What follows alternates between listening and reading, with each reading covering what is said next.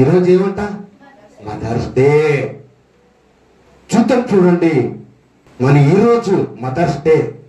తల్లిని ఏం చేయాలి? సన్మానించే రోజు, గౌరవించే రోజు. మరి దేవుడు సెలవిస్తూ ఉన్నాడు, బైబిల్ లేఖనాలు మనకు సెలవిస్తూ ఉన్నాయి, తల్లిదండ్రులను సన్మానించుడి, అప్పుడు నీకు అన్ని కూడా ఏమవుతా? అన్ని కూడా. అన్ని అంటే ఏంటి? ఆస్తి, అంతస్తా, దీర్ఘాశాంతుగా ఈ లోకంలో అన్ని వచ్చేస్తాయి, ఐశ్వర్యము అన్ని కూడా వచ్చేస్తాయి. ఇదేంటి సార్, తల్లిదండ్రులని సన్మానిస్తే అంత లాభం ఉందా? Yes yes yes. అంత ప్రాముఖ్యమైనది తల్లి, అంత ప్రాముఖ్యమైనది తల్లి. ఎందుకంటే తల్లి ఉంటేనే మనమందరం కూడా వచ్చాం. ఎస్ఆర్నో ఎస్ఆర్నో అంటే తల్లే లేకపోతే వచ్చేవాడా? దేవుడి లోకానికి తెచ్చేవాడా? చెప్పండి. మన తల్లిని జ్ఞాపం చేసుకుందాం. చూద్దాం నిర్గమకాండము 20వ అధ్యాయము 12వ వచనంలో ఒక మాట మనకు కనిపిస్తుంది. చూద్దాం. నీ దేవుడైన యెహోవా నీకు అనుగ్రహించు దేశము నీవు దీర్ఘాశాంతులు అగునట్లు నీ తండ్రిని నీ తల్లిని సన్మానించుము.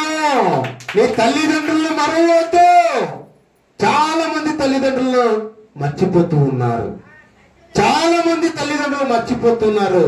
వాళ్ళు ఉద్యోగంలో ఉండి మర్చిపోతూ ఉన్నారు. వాళ్ళు హోదా వచ్చినప్పుడు మర్చిపోతూ ఉన్నారు.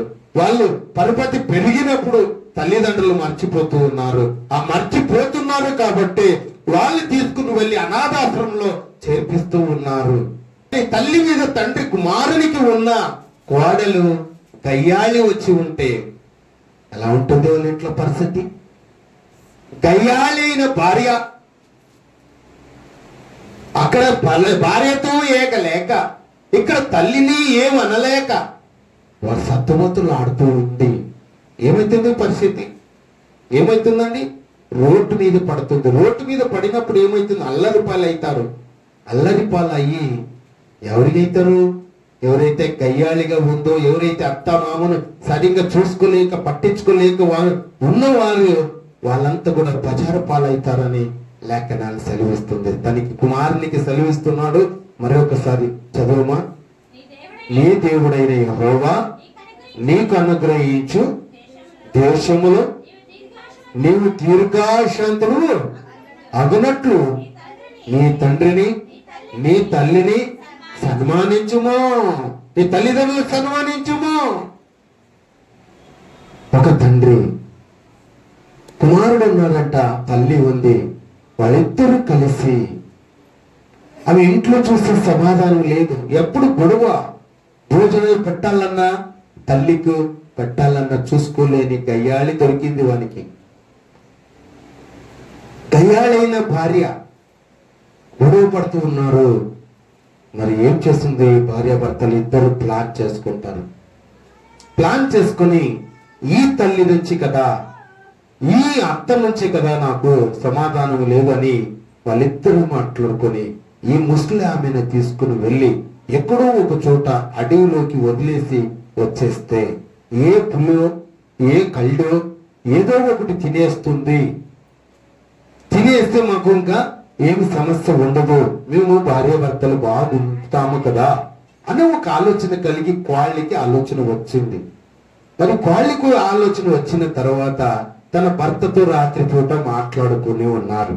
మాట్లాడిన తర్వాత ఉదయమే ఏం చేస్తాడంటే, సరేమ్మా నేను వేరే ఊరికి వెళ్తాం, మనము వెళ్ళిన తర్వాత వెళ్ళి నీకు అక్కడ కొన్ని రోజులు నీకు వదిలేసి నేను వస్తానని చెప్తే సరేలే అని చెప్పి ఒప్పుకొనింది తల్లి.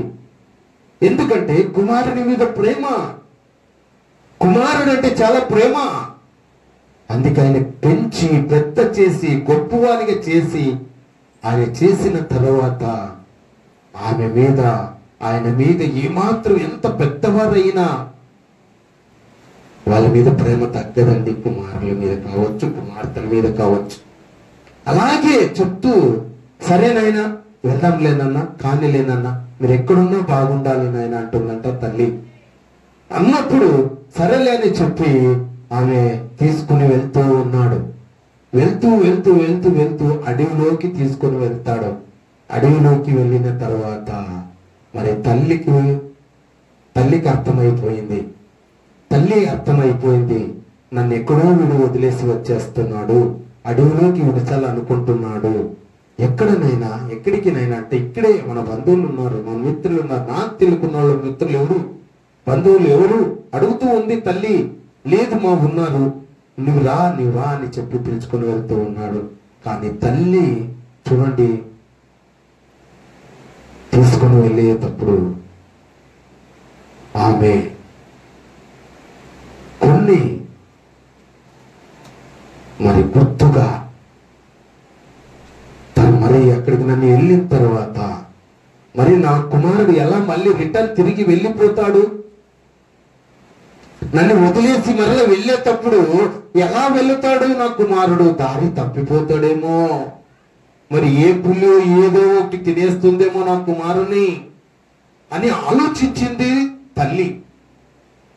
కుమారుడు ఏం ఆలోచించాడు, ఏమో పీడ విడిగడైపోవాలని చెప్పి ఎక్కడో ఒక చోట ఏగలేక భార్యతో మాటలు పడలేక మా తల్లిని లేదే అని ఒక బాధతో ఆయన ఉంటూ ఆయన తీసుకుని వెళ్తూ ఉన్నాడు. ఆ బాధలో ఉన్నాడు ఆయన.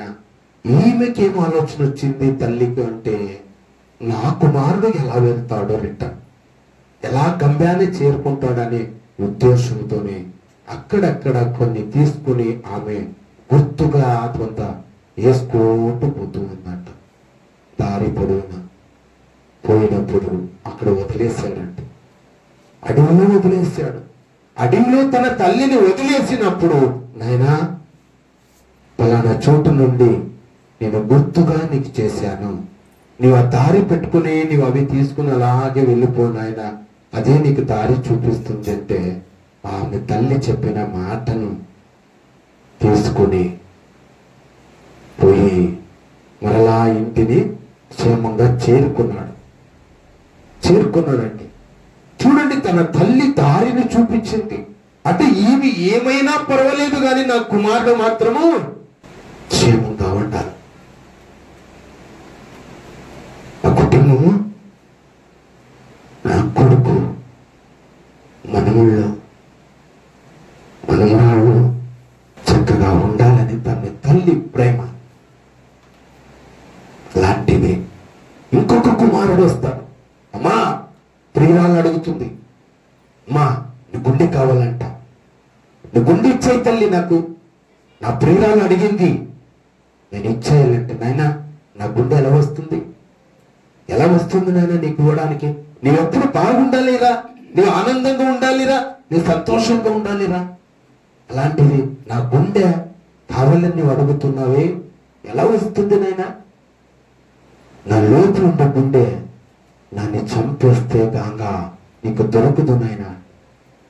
అలాగా సరే, చాకు తీసుకున్నాడంట. చాకు తీసుకుని తల్లిని పొడిచి లాగా చింపేశాడట. చింపి ఆ గుండెను తీసుకుని పరిగెత్తుతూ ఉన్నాడట. తల్లిని చంపేశాడు. గుండె తీసుకుని పరిగెత్తుతూ పరుగుతూ కింద పడిన వెంటనే ఆ గుండె ఎక్కడ పోయి పడుతుంది? పడిన వెంటనే, నాయనా ఏమైనా గుండె గాయమైందే నాయనా, తగిలిందా? ఎక్కడైనా తగిలిందా?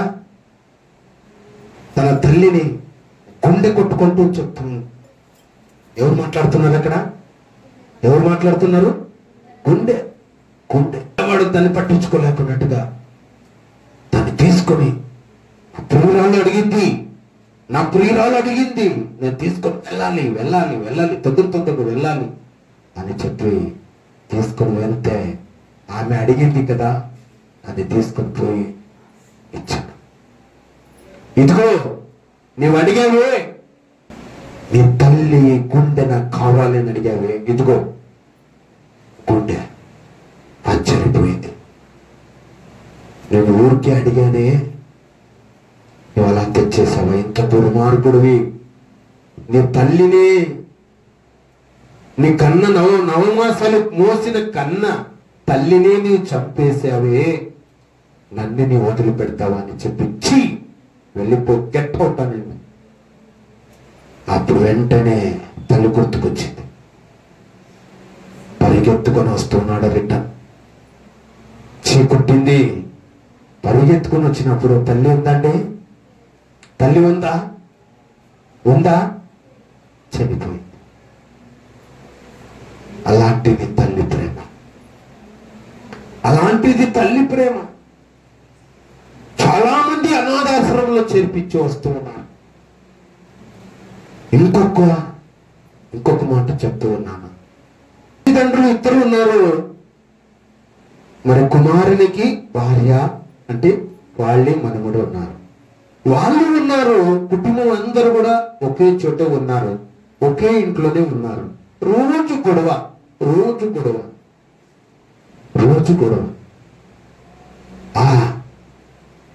తన తండ్రికి అన్నం పెట్టాలి కాబట్టి వాళ్ళైతే వాళ్ళ కుటుంబం అంతా కూడా లోపల వెళ్ళి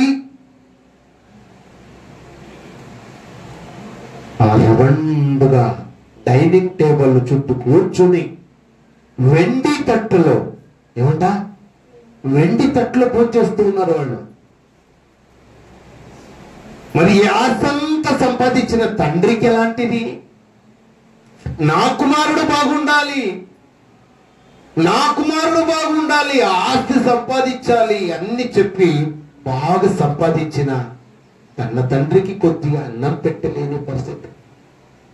తిట్టుకుంటూ సద్దన్నము వేస్తూ ఆ తండ్రి అలాగే సద్దన్నము తినుకుంటూ పరమానందముతో తింటూ ఉన్నాడు.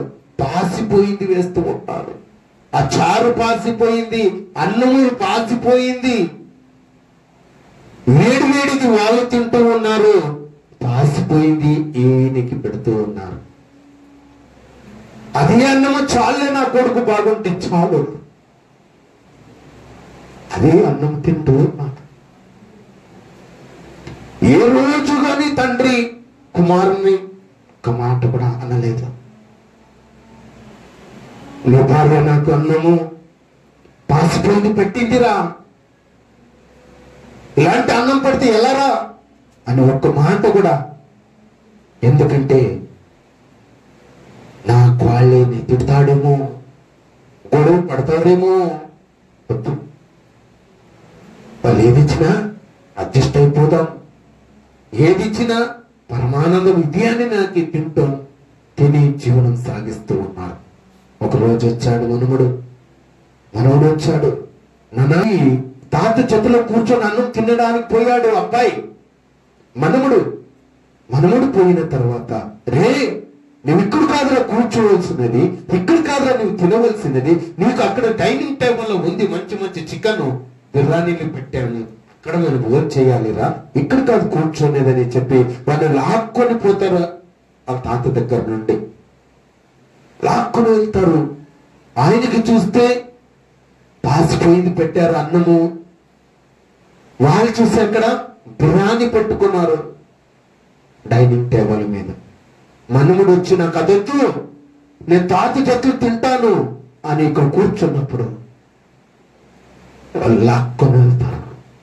వస్తాడు, ఎందుకు నాన్న సిల్వర్ తప్పించావు? మన డైనింగ్ టేబుల్తో అయితే వెండి తట్టాలున్నాయి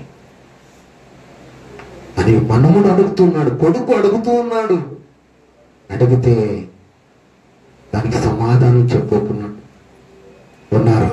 అప్పుడు చెప్తాడు మనవుడు నాయనా ఆ ప్లేట్ అలాగే ఎత్తిపెట్టు, ఆ ప్లేట్ అలాగే ఎత్తిపెట్టు. ఎందుకురా, మనకి ఇంత ఉంది, నీకు వెండి కంచాలు ఉన్నాయి, వెండి దాంట్లో ఏం తినాలన్నా కూడా నీవు ఇక్కడ అనుభవించవచ్చు, అదే తీసిపెట్టని ఎందుకు అంటున్నావు అంటే చెప్తూ ఉన్నాడు కొడుకు. రేపు పొద్దున నీవు ముసలివాడు అయిన తర్వాత నీవు ముసలివాడైన తర్వాత, తాతలాగా నీవు అయిన తర్వాత ఆ కంచంలోనే కదా నీకు కూడా పెట్టాలి అంటున్నాడు. చప్పట్లు కొడదాం దేవునికి. ఆ కంచంలోనే కదా నీకు కూడా నేను అన్నం పెట్టాలి. ఎందుకంటే తాతకి ఎలా పెట్టావు? నువ్వు ఎలా పెట్టాలో నేను చూసుకోవాలి కదా నిన్ను. చూసావా? అందుకేనండి ప్రేమించుకుంటాడు దేవుడు.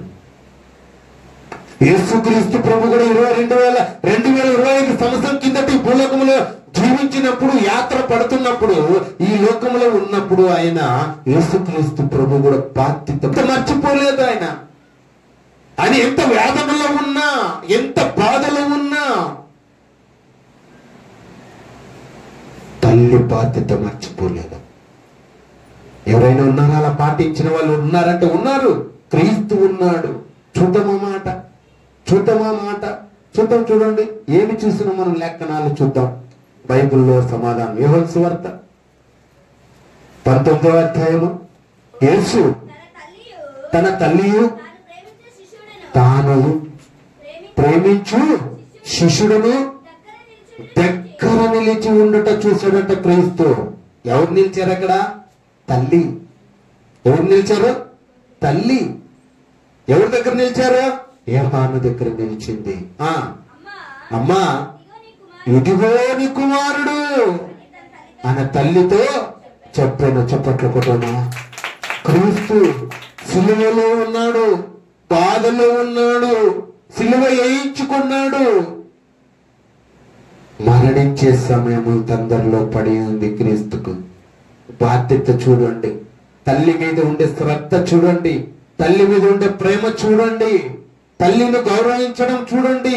క్రీస్తు లోకములో ఉన్నప్పుడు చెల్లిపెక్కుతున్న మాటలంట.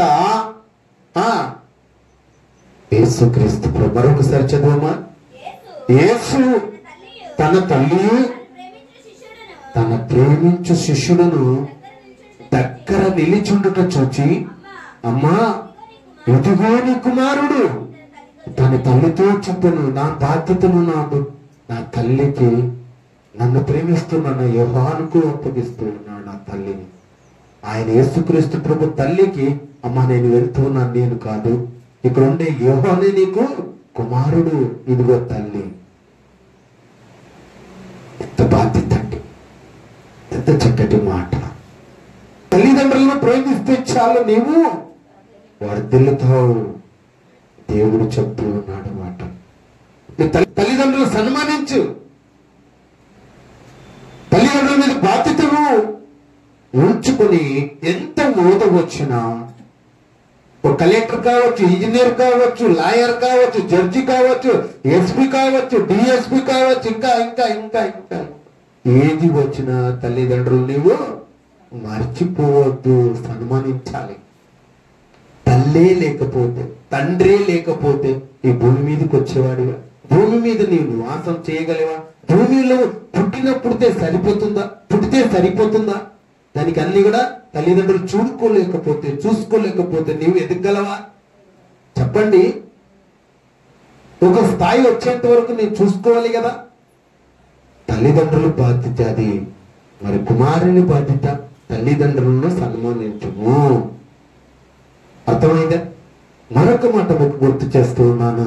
ఎఫెసీ 6వ అధ్యాయము 1-2 వచనాలు. పిల్లలారా, ఏమంట? పిల్లలారా ప్రభునందు మీ తల్లిదండ్రులకు, పిల్లలారా తల్లిదండ్రులకు ఏమై ఉండాలి? మీరు విధేయులు. ఇదే ధర్మం, ఇదే దేవుని చట్టం. ఏమై ఉండాలి? నువ్వు తల్లిదండ్రుల్ని విధేయత చూపాలి, ప్రేమ చూపాలి. తల్లిదండ్రుల్ని ప్రేమించేవారుగా ఉండాలి. నీ ఊపిరిన్నంత వరకు, నీ మట్టిలో చేరేంత వరకు, ఆయన మహిమలో చేరేంత వరకు ఏది నీవు తల్లిదండ్రులను సన్మానించండి. నీకు మేలు కలగాలంటే నీ తండ్రిని, నీ తల్లిని సన్మానించము. నీకు మేలు కలగాలంటే ఈ భూమి పైన వర్తిల్లాలంటే మూల కారణం తల్లిదండ్రులే. అప్పుడు నీవు భూమి మీద దీర్ఘాశాంతుడుగా ఒకడు, దీర్ఘాశాంతుడు అవుదు. సమృద్ధిగా దేవుడు నీకు ఇస్తాడంట. తల్లిదండ్రులు సన్మానిస్తే చాలు, వాళ్ళు ప్రేమిస్తే చాలు, నీ భూమి పైన వర్తిల్లుదు, అంచెలంచెలుగా వర్తిల్లుతావు. తల్లిదండ్రులని ముఖ్యంగా దేవుడు సెలవిస్తూ ఉన్నాడు. ఆ బాధ్యత తల్లిదండ్రులు దేవునితో నుండి క్రీస్తు కూడా పాటించాడు కాబట్టి మనమును పాటించాలి. ఆయన ఫాలోయింగ్స్, మనం ఆయన మార్గంలో మనం నడవాలి, క్రీస్తు బాటలో నడవాలి.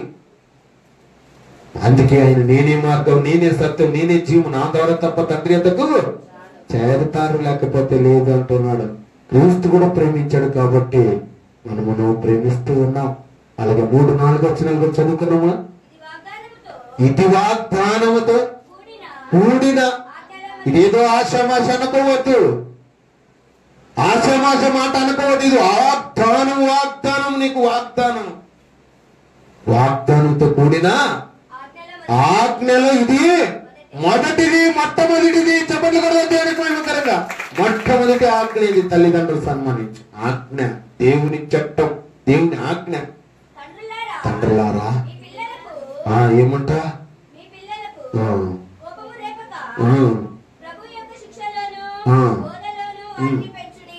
అది ఏమంట? తల్లిదండ్రులకు కూడా ఏం చెప్పాడు? శిక్షలను బోధలను వారిని పెంచండి. పెంచేది బాధ్యత కూడా మీకు చెప్పాడు. ఎలా పాటించాలో వాళ్ళకి చెప్పాడు. ఇద్దరికి కూడా సమానంగా పిల్లలకి కోపం రేపున్న తల్లిదండ్రులు చూసుకోవాలి. అలాగే పిల్లలకు తల్లిదండ్రులు మరుగుకున్నట్టుగా వర్తిల్లాలంటే ఒక్కటి చెయ్యాలి. చాలా మంది చేస్తున్నారా? లేదండి, చేయడం లేదు. తల్లి లేదు, తండ్రి లేడు, తల్లి ఉంటుంది, తల్లిని ఒగితే అయినా కూడా చూసుకోలేని పరిస్థితి. అవునా కదండి? డబ్బు అయితే కావాలి, ఆస్తి అయితే కావాలి, నెల నెలపోయి తెచ్చుకుంటారు.